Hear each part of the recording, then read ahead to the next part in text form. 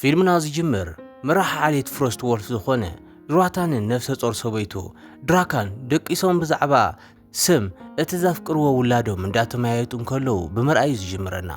ቀፂሉ ድራታን ምስ ካልኦት ዓሌት ኦርክ ክራኸብ ከሎ ንርኢ ኩሎም ዝተጸውዑ ብመራሒ ኦርክ ብዝኾነ ጉልዳን ኮይኑ ንሱ ድማ ምስ ካልኦት ዓሌታት ከም ተርጓሚት ኮይና ተገልግል ጋሮና ዝተባሃለት ፍርቅ ኦርክ ብምዃን ነቱ ንውግእ ዝግበር ዘሎ ምድላው ይቆያጸረሎ ሓንቲ ዝተኣሰረት እሱርቲ ንጋሮና ውላዳ ክትምሕረላ እኳ እንተለመነታ ጉልዳን ግን ንጥንቆላ ከም ንዳዲ ዘገልግል ህይወቱ ብምባል ይኣቢ ምኽንያቱ ፌል ዝተባሃለ ቀጠልያ ናይ ሞት ጥንቆላ ንምልዓል ህይወት እቶም እሱራት ካብ ሙሉእ ኣካላቶም ንምምጣጥ ሓሲቦም እዮም ዕላምኡ ምስቲ ኣዞሮት ዝበሃል ካልእ ዓለም ዘራኽብ መእተዊ ንምህናፅን ንምውራርን ዘኽእል እኹል ጥንቆላ ምርካብ እዩ ግን ኣብዚ እዋን ዘለዉ በዝሒ እሱራት ነቶም ንፉዓት ተዋግእቲ ኦርክ ዘጠቓለለ ሰራዊት ንምልኣኽ ጥራሕ እኹል እዩ ናይ ቀረባ እዋን ዕላማ እቲ መእተዊ ብቐዋምነት ምእንቲ ክኽፈት ዓብዪ ጥንቆላ ዝምግብ ተወሳኺ እሱራት ካብ ኣዘሮት ምእካብ ምዃኑ ንርዳእ ድሮታን ሰበይቱ ካልኣይ ረዳት ኦርግሪምን ዓሌቱን በቲ መእተዊ ይኣትዉ ድራካ በቲ መእተዊ ምስ ሓለፈት ቃንዛ ይስማዓ እሞ ካልኦት ኦርክ ዋላ እኳ እንተተቃወሙ ብሓገዝ ጉልዳን ግን ትወልድ እቲ ህፃን እናሞተ እንከሎ ጉልዳን ግን ኣብ ጥቕኡ ዘሎ ዓጋዘን ህይወቱ ብምምጣጥ ነቲ ናይ ፌል ጥንቆላ ተጠቒሙ ነቲ ህፃን የንቅሖ ነቶም ሰራዊት ድማ ከም ሓድሽ ኣባል ተዋጋኢ ዝመጾም የላልዮም ኣብ ኣዞሮት ካብቶም ኣዝዮም እሙናት ተዋግእቲ ንጉስ ሓደ ዝኾነ ሎታር ኣብ ናይ ሓፂን ዕርዲ ስራሕ ድዋርፍ ክምርምር ንርእዮ ቦምስቲክ ዝበሃል ሓድሽ ዝተፈጠረ ሜካኒካዊ ጠበንጃ ተዓዚቦ ጽቡቕ ገይሩ ቅድሚ ምርማሩ ሓደ ልኡኽ ሓደ ካብ ማዓስከራት ሰራዊት ከም ዝተጠቕዐን እቲ ንጉስ ኣብ ቤት መንግስቲ ብህፁፅ ከም ዝደለዮን ዝገልጽ ደብዳቤ የብፅሐሉ ናብ ስቶርምዊን ከይዱ ንዕኡ ንምጥቃዕ ድግምት ክድርቢ ዘይከኣለ ካድካር ዝተባሃለ እሱር ረኺቡ ሎታር ኣብ ልዕሊ ካድካር ክሪንቶር ዝተባሃለ ፍሉይ ምልክት የስተውዕል ካድካር ነቲ መንግስቲ ካብ ዝኾነ ሓደጋ ናይ ምክልኻል ቅዱስ ግዴታ ዝነበሮ ተማሃራይ ሓላዊ ከም ዝነበረ ግን ቃሉ ከም ዘፍረሰ የብርህ ምኽንያቱ እቲ መጥቃዕቲ ሚስጥር ክሕዝ ይኽእል ኢሉ ስለ ዝሓሰበ ሬሳቶም ዝተቆተሉ ወተሃደራት ክምርምር ይደሊ ሓደ ካብቶም ሬሳታት ደባዝ ቀጠልያ ብርሃን ክወፅእ እንከሎ ምስ ረኣየ ነቲ ሓላዊ ባዕሉ ክጽዋዕ ይመክር ሎታር ድማ እቲ ሓላዊ ብንጉስ ሌንራይን ጥራሕ ከም ዝጽዋዕ ኣጠንቂቑ ናብ ቤተ መንግስቲ ይኸይድ ናብ ቤተ መንግስቲ ይኸዱ ኣብኡ ሎታር ሓፍቱን ሰበይቲ ንጉስን ዝኾነት ሌዲ ታርያን ከምኡውን ወዱ ካላንን ይረኽቦም እቲ ንጉስ ብዛዕባ እቲ መጥቃዕቲ ምስ ፈለጠ ነቲ ሓላዊ ንምጽዋዕ ተሰማሚዑ ሎታርን ካድጋርን ሰማያዊ ቀለበቶም ከም መልእኽቲ ንሜዴቭ ብምሃብ ነቲ ሓላዊ ሜዴቭ ንምርካብ ናብ ካራዛን ክኸዱ ይእዝዝ በቲ ሓላዊ ብፀዓዱ ጥንቆላ ኣብ ዝሕለው ዕርዲ ካራዛን ብሞረስ ኣቀባበል ተገይሩሎም ንሱ ድማ እቲ ሓላዊ ንሎታር ብምርኣዩ ሕጉስ ምዃኑ ተዛሪቡ ናብቲ ኣብ ላዕለቲ ግንቢ ዘሎ ሓላዊ ይወስዶ ካድጋር ድማ ቤተ መጽሓፍቲ ተሓላዊ ይርኢ ኣብ ጥቕኡ ሓደ ምስጢራዊ ምስሊ ክርአ እንከሎ ዋላ እኳ እንተስተውዕለ ኣብቲ ረክታ መጽሓፍቲ ምስ ጠፍአ ንሱ ክደልዮ እንከሎ ምልክት ክሪንቶር ኣብ ሓደ ፍሉይ መጽሓፍ ብሓይሊ ክበርህ ከሎ ነቲ መጽሓፍ ይወስዶ ግን ነቲ ሓላዊ ሃንደበት ሒዝዎ ብዛዕባ እቲ ኣብ ህይወት ዝምገብ ፌል ዝተባሃለ ጥንቆላ ክሳብ ዝጠቅስ የጥቅዖ ብድሕሪኡ ሜዴቭ ንርእሱን ሎታርን ካድጋርን በቐጥታ ናብቲ ኣብ ስትሮምዊን ዘሎ ንጉስ ሌን ኣሰጋጊርዎም ካብ ዜጋታት ዝወፁ ጸብጻባት ብኣራዊትን ብገለ ዓይነት እንስሳትን ከም ዝተጠቕዑ ይዛረቡ ሎታር ተወሳኺ ሓበሬታ ንምርካብ እሱራት ከም ዘድልይዎም ሬሳታት ኳ ገለ ነገር ክነግርዎም ከም ዝኽእሉ እንተነገሮም ንጉስ ግን ብዛዕባ እቲ ዘለዎ ሓደጋ ከም ዘይፈልጡ ይምልሱ ሎታር ሜዴቭ ካድጋርን ንእሽቶ ጉጅለ ወተሃደራትን ጸላእትን ምድላይ ናብቲ ኤልዊን ዝበሃል ዱር ኮይዶም እዮም ኣብ እዋም ከም ቀጠልያ ብርሃን ናይ ፌል ጥንቆላ ምልክታት ረኺቦም ብድሕሪኡ በቲ ብድራታን ዝምራሕ ዓሌት ኦርክ መጥቃዕቲ ወሪድዎም ኣብ ክልቲኡ ወገን ጉድኣት ይበጽሕ ሎታር እቶም ኦርክስ ኣዝዮም ሓያላት ስለ ዝኾኑ ብሓይሊ ንምስዓር ከይፍትኑ የግዳስ ብልሓት ዘለዎ ስጉምቲ ክጥቀሙ የፍልጦም ኢድቲ ዋርቺፍ ብላክሃንድ ክቆርጽ ክኢሉ ካድጋር ርእሱን ንሜዴቭ ንምክልኻል ናይ ኣስማት ክእለቱ ክጥቀም ከሎ ሜዴቭ ድማ ነቲ ናይ ፌል ጥንቆላ ካብቶም ኦርክስ ንምምጣጥ ዝዓበየ ጥንቆላ ይጽውዕ ድሮታንን ኦርግሪምን ሓዊሱ ዓሌት ፍሮስት ወልፍ ኣብ ውሽጦም ምልክት ናይ ፌል ጥንቆላ ስለ ዘይነበሮም ከምልጡ ይኽእሉ እቶም ሰባት ነታ ቋንቋ ሰብ እትዛረብ ጋሮና ረኺቦም ኣብ ትሕቲ ቁፅር የውዕልዋ ኦርክስ ዓለሞም ንምውራር እንዳሓሰቡ ከም ዘለውን ነቲ ናይ ፌል ጥንቆላ ንምምጋብ እሱራት ከም ዘድልይዎምን ካብኣ ይርድኡ ብናይ ፌል ዝሰርሕ ዓብዪ ቀጠልያ ማዕጾ ገይሮም ከም ዝመፁ ትዛረብ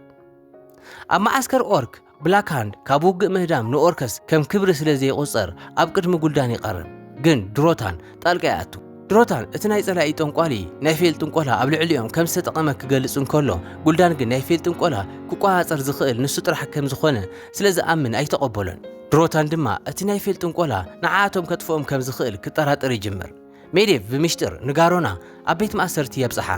እቲ ማዕጾ ንጉልዳን ብኣጋንንቲ ከም ዝተርእዮ ትገልጸሉ። ብድሕሪኡ ካልኦት ሰባት ናብ ክፍላ ክኣትዉ ከለዉ ሜዴቭ ይጠፍእ። እታ ንግስቲ መስተን ብነፃነት ናይ ምንባር ዕድልን ሂባታ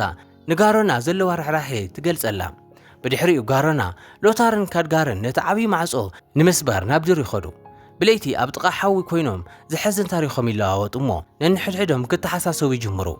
ጋሮና እቲ ቀጠልያ ጥንቆላ ከም ተሓዊ ዕንጨይቲ ዝደሊ ህይወት ከም ዝደሊ ትገልጽ። ኩሎም ኦርክስ ነታ ቀዲሙ ዝበጽሐ ሰራዊት ብምስዓብ ኣዞሮት ንምብጻሕ ዓሊሞም ኣለዉ። ሎታር ስልትታት ኣቐዲሙ ምስ ንጉስ ሌንን ንምዝርራብ ናብ ቅድሚት ክጋልብ እንከሎ ጋሮናን ካድጋርን ሃንደበት ምስ ድሮታን ይራኸቡ።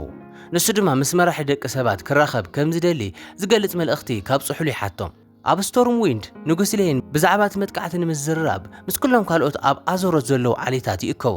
ግን ብናይ ባዕሎም ህይወት ስለ ዝተጸመዱ ነቲ መጥቃዕቲ ክድግፉ ኣይደለዩን። ጋሮና መልእኽቲ ድሮታን ንንጉስ ተብጽሕ። ንጉስ ሌን ድሮታን ነቲ ናይ ፌል ጥንቆላ ብሓቂ ከም ዝፈርሑ ርእዩ ነቲ ጸገም ጥራሕ ክስዕሮ ከም ዘይኽእል ተገንዚቦ ስለዚ ሓገዝ ይሓትት። ሎታር ምስ ድሮታን ናይ ምርኻብ ሓሳብ ዋላ እኳ ተቃውሞ እንተገጠሞ ጋሮና ድሮታን ዓሌቱ ክሕሉ ከም ዝደልን ፌል ጸላኢኡ ከም ዝኾነን ክትዛረብ እንከላ ንጉስ ሌን በቲ ጋሮና ብዛዕባ ድሮታን ዝሃቦ መግለጺ ይሰማማዕ። እታ ንግስቲ ንጋሮና ርእሳ ክትከላኸል እምነታ ክትረክብን ካራ ትህባ። እቲ ሓላዊ ኣብ ክፍሊ ካዳጋር ተራእዩ ነቲ ካዳጋር ብዛዕባ ፌል ዝገበሮ ምርምር ብምሉእ ብወርቂ ገይሩ የንድዶ። ብዛዕባ ፌል ንሱ ባዕሉ ከም ዘውፅኦን ናይ ካዳጋር ሓገዝ ከም ዘድልዮን ይዛረብ።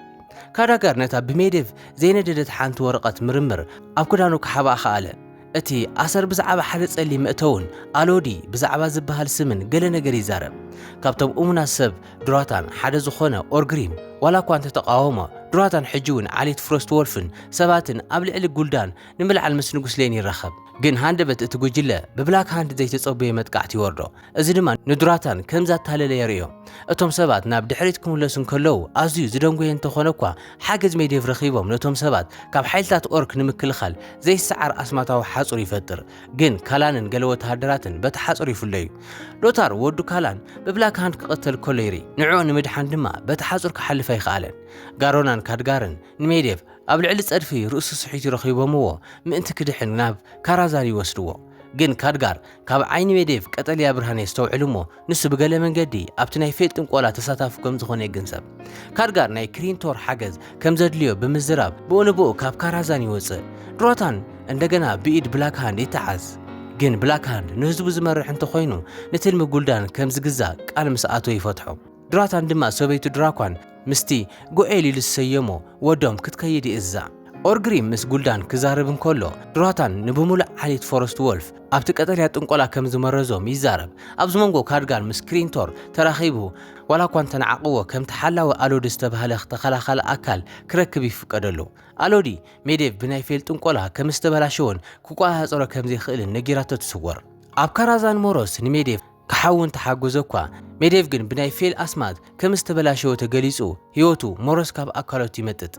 ንጉስ ኣብቶም ናይ ምክልኻል ኣማራፅታት ይሓስቡ ነይሮም። ግን ሎተር ነቲ መእተዊ ንምዕጻው ዘለዎም ኩሉ ክጥቀሙን ቀዳምነት ክህቡን ይጥቁም። ሜዴቭ ሃንደበት ክርአ እንከሎ ሎታር ወዱ ብተዘዋዋሪ መንገዲ ስለ ዝቐተሎ ቁጡዕ ይገልጸሉ። ንጉስ ሌን ሎታር ምእንቲ ክረጋጋዕ ናብ ቤት ማእሰርቲ ይወስድዎ። ጋሮና ናብ ቤት ማእሰርቲ ሎታር መጺኣ ንጉስ ነቲ መእተዊ ንምጥቃዕ ከም ዝተሰማምዑ ትነግሮም። ሎታር ንሳን ካልኦት ሰባትን ንሜዴቭ ከእምኑ ከም ዘይብሎም ነጊርዋ። ንሳ ምእንቲ ከይትጉዳእ ምሱ ክጸንሕ ዋላ እኳ እንተደለየ ንሳ ግን ተኣበዩ። ሜዴቭ ኣብ ካራዛን መጀመርያ ገለ ነገራት ካዳሉ ስለ ዘለዎ ድሒሩ ከም ጽንበሮም ተዛሪቡ ንሳ ምስ ንጉስ ሌንን ካልኦት ወተሃደራትን ናብ ውጉእ ከይዳ ብድሕሪኡ ካድጋር ስቶርም ዊንድ በፂሑ ንሎታር ካብ ቤት ማእሰርቲ የውፅኦ። ሎታር ንንጉስ ንምስዓብ እንተጽንዐ እኳ ካድጋር ሙሉእ መንግስቲ ኣዞሮት ድሕነቱ ምእንቲ ክሕሎ ሜዴቭ ደው ከብልዎ ከም ዘለዎም የእምኖ። ድራኳን ንጎኤል ናብ ሩባ ኣምፂኣ እቲ ማይ ሒዝዎ ክኸይድ ገይራ ብድሕሪኡ ከም ካልኦት ዓሌት ፎረስት ወልፍ ተሃዲና ትቕተል። ድራታን ንጉልዳን ንቕልስ ይዕድሞ። እዚ ድማ ንመሪሕነት ኦርክስ ክሳሞ ዝግበር ቅልስ ኮይኑ ጉልዳን ድማ ይቕበሎ። ኣብዚ እዋን ሕጂ ቀስ ብቀስ ጋኔን እንዳኾነ ዝመጽእ ዘሎ ሜዴቭ ሓገዝ እቲ ናይ ኣስማት መእተዊ ኣቐዲሙ ይኽፈትሎ። ነቲ መእተዊ ምስ ረኣየ ጉልዳን ነቲ ቅልስ ብቁልጡፍ ክውድኦ እንተደለየ እኳ ብላክ ሃንድ ግን ነቲ ባህሊ ከኸብርን اتقلس كقصلن يدفو بدحريو هيوت دراتان بممطات اسماتو كጥቀም እንከሎ እዚ ድማ ካብ ካልኦት ኦርክስ ቁጣ ይልዕል ድራታንን ካልኦት ሓያሎ ወታደራት ኦርክስን ምስሞቱ ጉልዳን ካብ ንጉስ ሌንን ካብ ደቂ ሰባትን ዝመጽእ መጥቃዕትን ምፍላም ሰራዊት አኪቦ አመንጎም ዓብይ ውግእ ያለዓል ሎቶርን ካድጋርን ካራዛን በጺሖም ሜዴቭ ተወሳኺ ኦርክስ ናብ አዞሮትን ምስጋር ነቲ መእተውን ንኽፋት ድግምት ከንብብ ይርዎ እቲ ሜዴቭ ዝሃነጾ ጎልም ዝተባሃለ ፍጥረት ህያው ኮይኑ ንሎተር ያጥቋ ብድሕሪኡ ሎተር ርእሱ ክቆረጽ ዝኽእለሉ ሓሳብ መጺሉ ነቲ ጎልም ምስዓሮ ካድጋር እቲ መእተዊ ሩህ ኮይኑ ምእንቲ ክጸንሕ ድግምት ከየንብብ ንሜዴቭ ከዘናግዕ ይነግሮ ብድሕሪኡ ሎተር እቲ ጽቡቕ መንነቱ ሕጂውን ኣብቲ ኣካል ጋኔን ከም ዘሎ ብምእማን ናብ ሜዴቭ ይጽወን ሜዴቭ ንሎተር እንደገና ካጥቆዑ ክብል እንከሎ ብሰንኪ ድግምት ካድጋር እቲ ርእሲ ዘይብሉ ጎለም ኣብ ልዕሊ ይወድቕ ካድጋር ነቲ ጋኔን ብቐጥታ ያጥቆዑ ብናይ ፌልጥን ቆላ ምእንቲ ከይባላሸው ድማ ብጽኑዕ ይጽዕር ሎተር ክገብሮ ከም ዝኽእል እንዳተባብዖ ኣብ መወዳእታ ምስ ተዓወተ ሜዴቭ እንደገና ናብ መልክዕ ሰብ ተመሊሱ እንዳሞተ እንከሎ እኳ ብቐጥታ ናብ ስትሮምዊንድ ዘብጽሕ መእተዊ ድግምት የንብብ ኣብ ማእኸል እቲ ውግእ ንጉስ ሌን ናብ ስትሮምዊንድ ዘብጽሕ መእተዊ ርኢዩ እቲ ሓላዊ ኣብ መወዳእታ እንዳሓገዞም ብምዃኑ ይሕጐስ ጋሮና ሓዊሱ ሰራዊቶም ኣብ ዙርያ እቲ መእተዊ ናይ ምክልኻል መስመር ክሰርሑ ነቶም እስራት ክፈትሑን ይእዝዝ እዚ ድማ እቶም እስራት በቲ መእተዊ ብሰላም ክሓልፉ የኽእሎም ግን ሜዴቭ ምስ ሞተ እቲ መእተዊ ይዕጾ ስለዚ ኦርክስ ካብቲ ድሕሪት እቲ መእተዊ ከጥቅዕዎም ይኽእሉ ብላካንድ ንጉስ ናይ ምቕታል ክብሪ ንምውሳድ ናብ ንጉስ ሌን ብቁልጡፍ እንዳቐረበ እንከሎ ንጉስ ሌን ግን ክልቲኦም እንተሞይቶም ዋላ ሓደ ረብሓ ስለዘይብሉ ጋሮና ንሳ ክትቆትሎ ይእዝዛ ንንጉስ ብምቕታል ጋሮና ክብሪ ኦርክስ ረኺባ ኣብ መንጎ ሰባትን ኦርክስን ሰላም ንምምጻእ መንገዲ ክትጸረግ ትኽእል ሎተር ኣብ ማእኸል እቲ ውግእ በጺሑ ምስ ሬሳ ንንጉስ ሌን ኮይኑ ነቶም ዝተረፉ ኦርክስ እንዳተዋግአ ርእሱ ስሒቱ ምስ ወደቐ ምስኡ ንምቅላስ ብብላካንድ ኣብ ዝተዳለወ ማክጓራ ይበራበር